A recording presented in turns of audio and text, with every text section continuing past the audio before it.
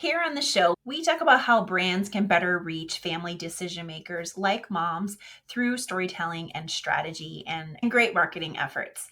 And one piece of the puzzle that we haven't talked about too much on Marketing with Empathy yet is PR, public relations, how to get your brand in the spotlight in ways that builds both credibility and trust. So today I'm excited to introduce my guest, Amy Bartko. Amy is the founder of Chatterbox PR and Marketing, a seasoned PR professional, 2 times best-selling author, keynote speaker, and expert in lifestyle brands. With over 25 years of experience, she's helped everyone from startups to global brands get featured on Good Morning America, The Today Show, Forbes, The New York Times, and lifestyle outlets moms know and love, like Scary Mommy and Pregnant Chicken. Such funny names. She's also placed products in the hands of celebrities like Kim Kardashian, Kate Hudson, and Leah Michele, as well as be featured in films and TV shows. Amy's specialty is helping brands big and small gain visibility, credibility, and influence. Today, she's sharing her PR formula for building brand awareness, what's working now with media, influencers, and celebrities, and practical tips you can use to get your own products noticed. Welcome to Marketing with Empathy, the show for brands who want to win the hearts and carts of today's busy families and earn a trusted spot in their homes. I'm your host, Sarah Panus, and I have over 20 years of content marketing experience helping brands drive leads and sales. And I've worked with tons of brands, from huge household names like Sleep Number and American Express, Nestle Waters, Lindt Chocolate, American Heart Association, including numerous small and medium-sized businesses, which is really the bread and butter of who I love helping these days in my consulting business. So join me here as I share ideas, stories, and strategies to help you grow and attract leads and sales. And thanks to your support, this show is a top 5% show, along with being a member of the Marketing Podcast Network. So let's hear from today's sponsors and then jump right into my discussion with Amy Bartko, all about PR. Amy, I'm excited to have you on because you work with some of the biggest names in the family and juvenile product space with your PR company. So we're going to talk all PR today. What is the PR formula that you use to help brands get seen by parents? And how can marketers listening apply that to their own products and getting those into the spotlight? Yeah, I love this question. So I'm actually trademarking it. The PR formula to build brand awareness is you need to gain visibility, to earn credibility, to achieve profitability. So if you really put that formula together and have a third party talking about your brand, that's going to change the way consumers really see your brand. That's going to change the way that your brand is received in the marketplace. For example, if you had Parents Magazine talk about a stroller or a baby bottle, that is a third party giving you that validation that your product is wonderful. Or even an influencer or a celebrity, having an influencer seen with your product, or even if it's an influencer paid collaboration, or if you gift a celebrity, then having the celebrity organically see your product out there, I think that is by far a credibility factor. So putting that formula in place when you're marketing your brand is so important. So many people, they spend so much money on developing their brand, developing the look, the feel of the product, their branding, their imaging, all the copy, all the content, the packaging. And so many brands, they forget about the marketing piece. They forget about how important marketing is, because you've developed this wonderful brand, but if you keep it to yourself and you don't market it, then how are people going to know about it? Yes. And I just want to make sure I got the formula. Can you just repeat what that formula is? The PR formula is to build brand awareness. You need to gain visibility, to earn credibility, and you will then achieve profitability. It will take time. PR is a marathon. It is not a sprint. I was on a phone call the other day and somebody asked, should I expect to see something in 30 days? maybe that could happen. I have pitched a brand to Forbes on Monday, and by Thursday the article was out, but that's super unlikely. So it takes time to achieve that profitability, keeping consistent with getting your brand out there in the eyes of the consumer. And something you guys may not know about me is I started my career in PR, and it is not easy. Nothing in marketing is easy, but that instant gratification aspect isn't there with PR, to your point, Amy. So I totally get that. And it's because you're not paying for the placement. It's organic, it's relationship Earned. building. You're trying to get it's earned. Exactly. And so you can't guarantee it.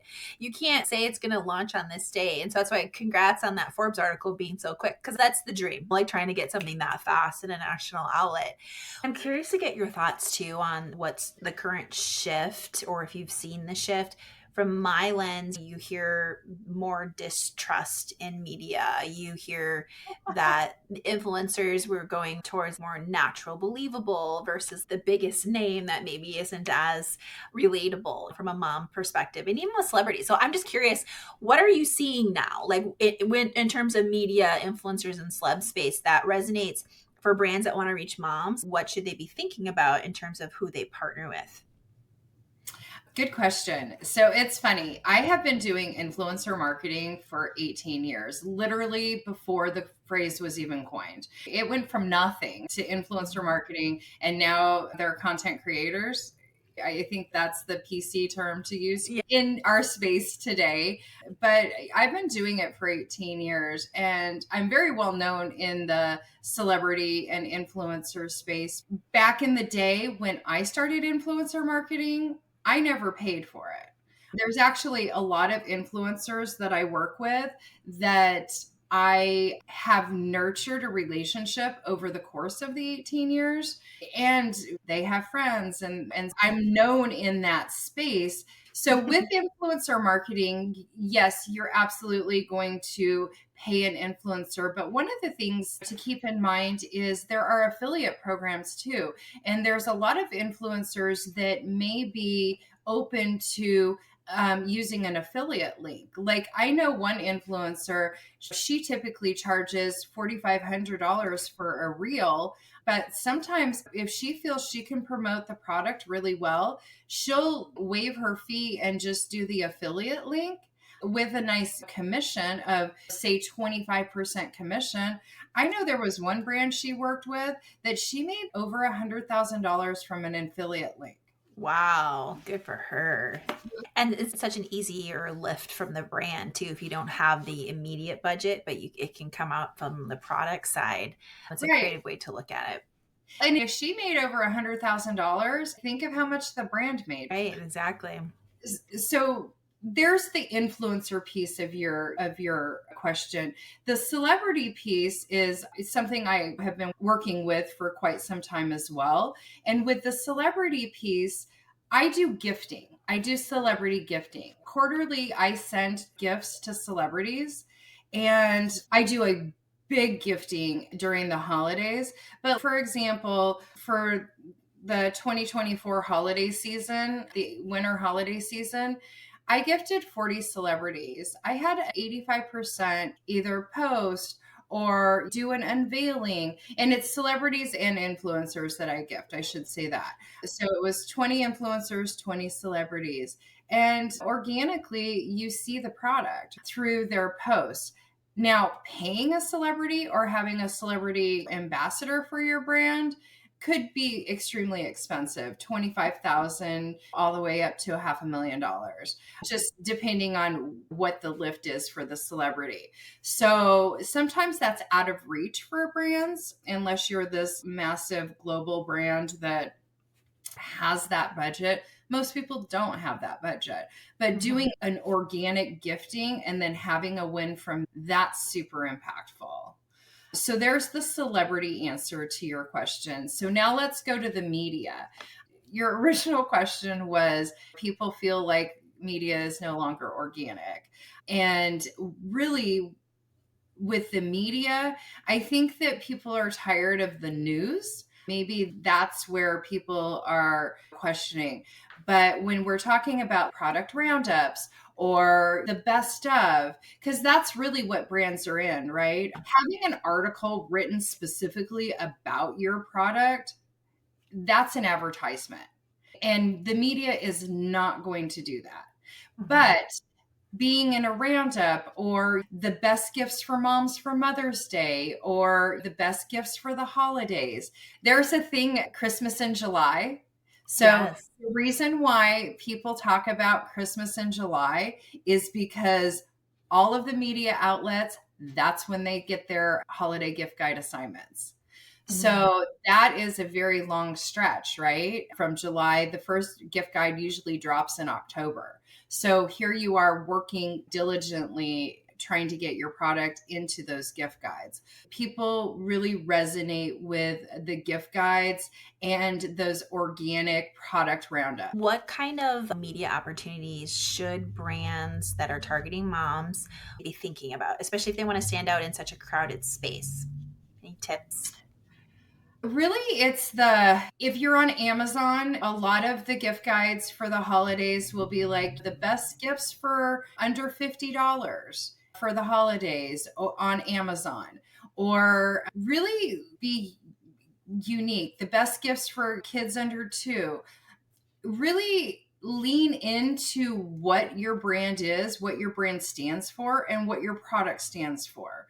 A lot of brands that are trying to pitch themselves to media outlets don't necessarily know what the proper way is to pitch, because there is a right and a wrong way to do that.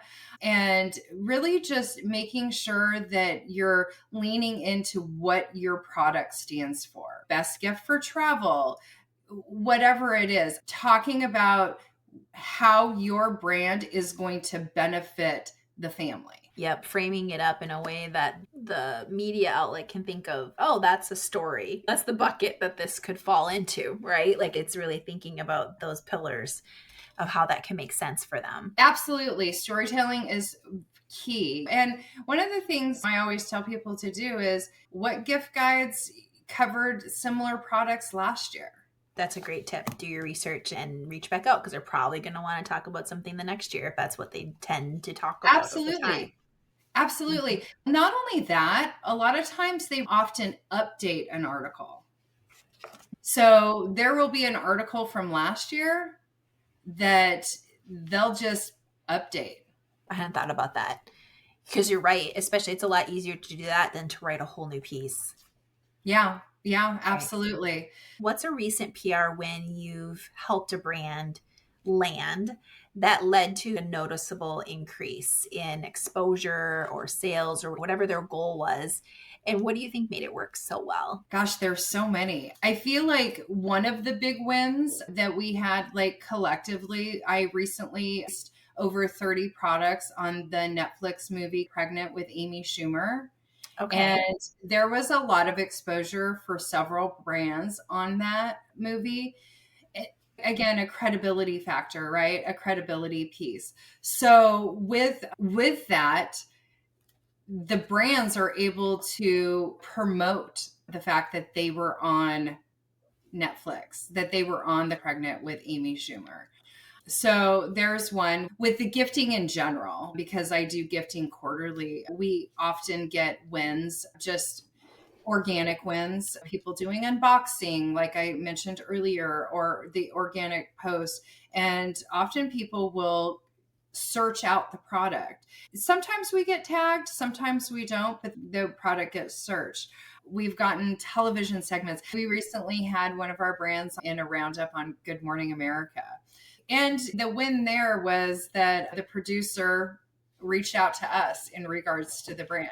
When you have that relationship connection, it makes a difference. Yeah, which is such a benefit of going through an agency like yourself because you have those connections already established and those reporters and people on the other end know you.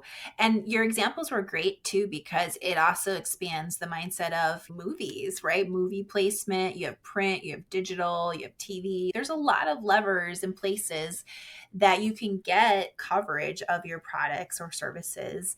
And so thank you for sharing that and congrats on those. I think this is a good transition then to talk about your course, because for marketers who feel overwhelmed by PR or don't have a big budget or don't have someone on their team who can do PR, what are some simple first steps that they can take to start getting that visibility with the right mom audience?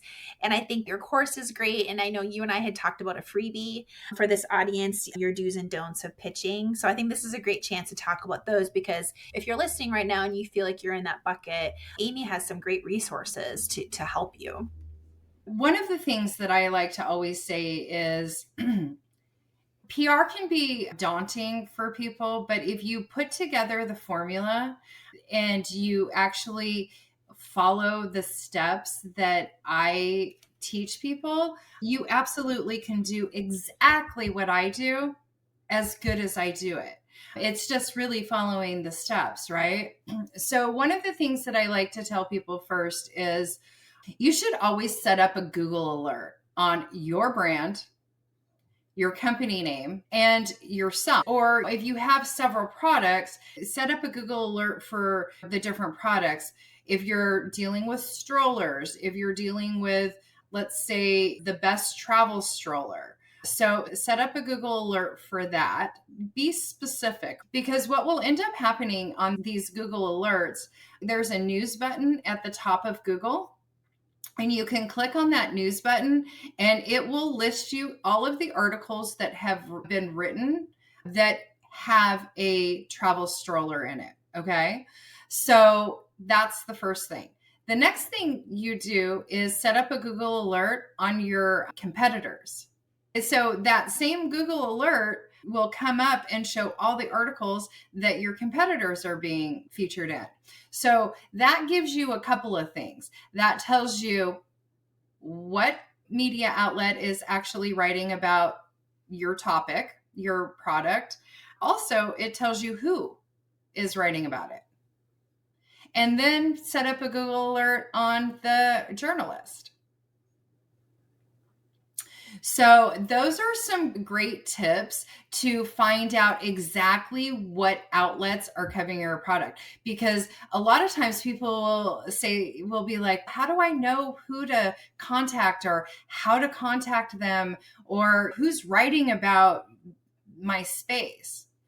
That's how you figure it out. And then the other thing that I always like to tell people is, and this is going to blow your mind. Journalists receive over 1,000 emails per day. Ouch. Per day.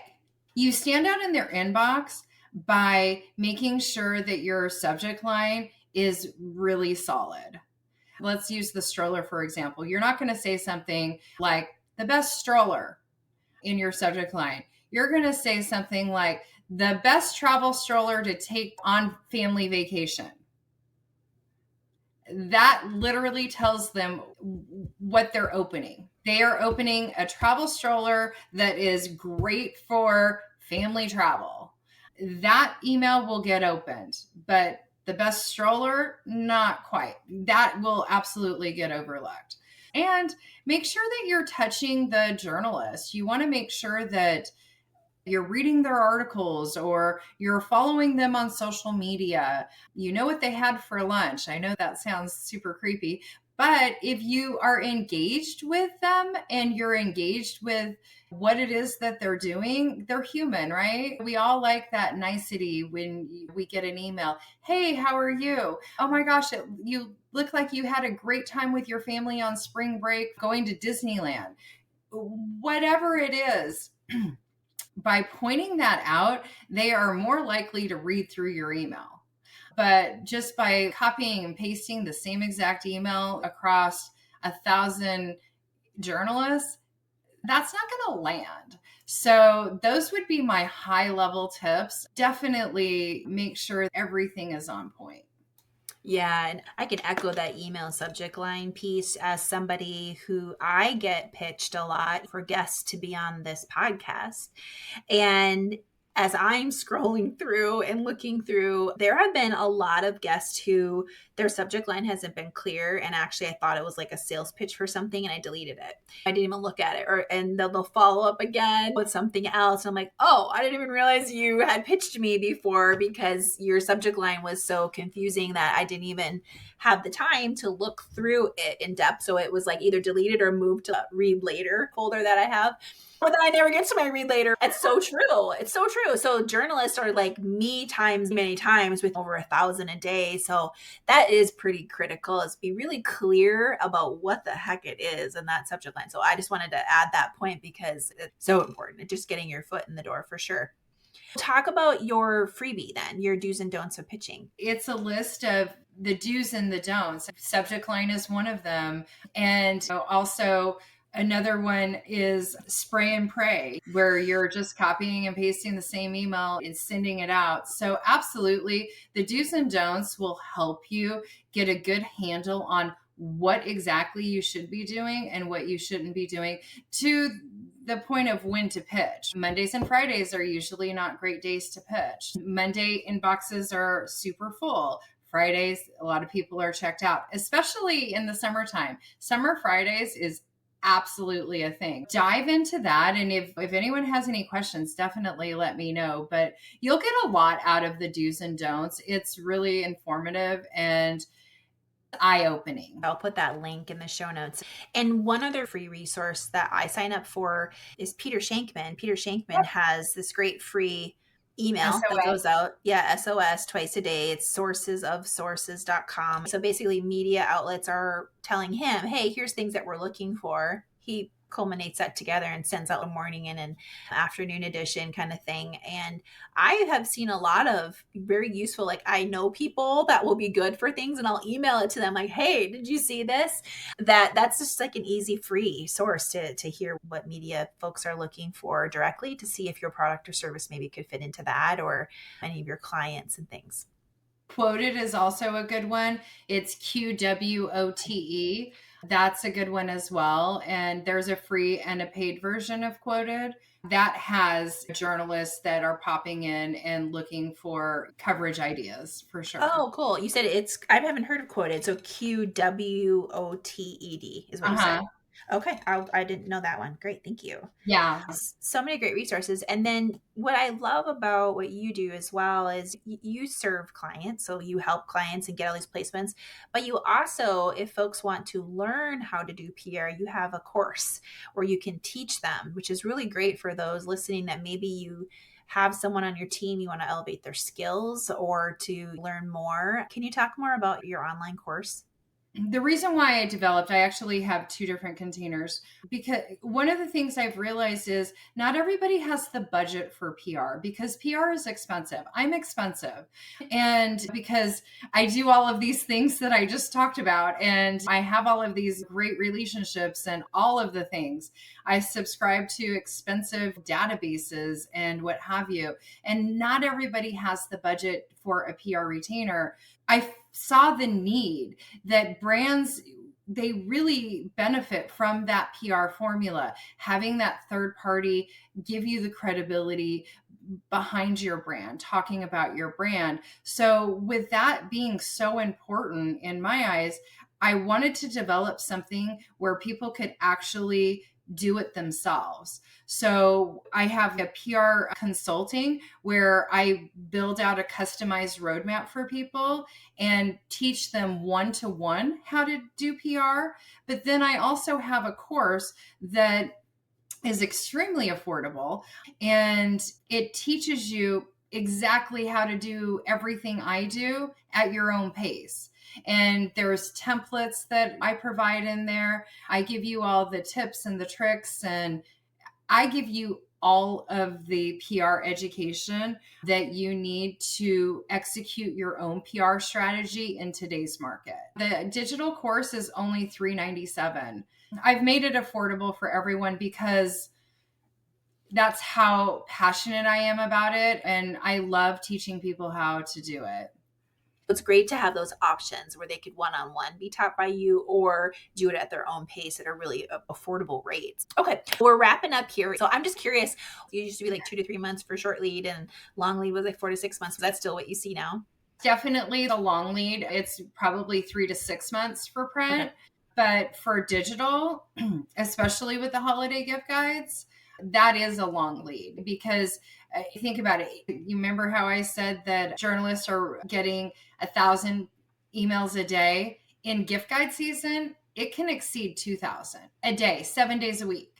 There's people that will pitch them on the weekends, which usually that goes into the trash. So don't pitch them on the weekends. For sure, don't pitch them on the weekends. That's when they're catching up on those thousands of emails that are in their inbox if they choose to do that.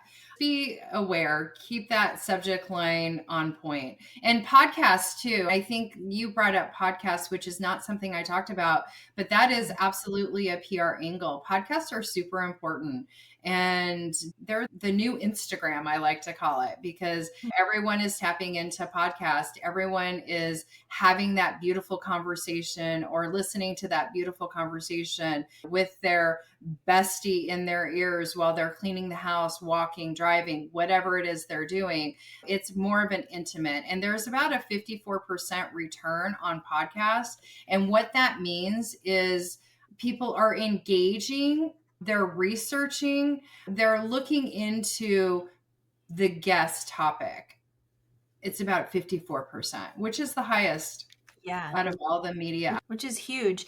And you think about podcasts too, as you put your brand hat on and you're like, what other media vehicle do you have where someone's going to voluntarily listen for 20 plus minutes? There's nothing else like that right now. And podcast has such a long evergreen life cycle. People will listen to this when it launches, but people could find this show a couple years after it's gone live too. And it happens. Like people go back to old episodes.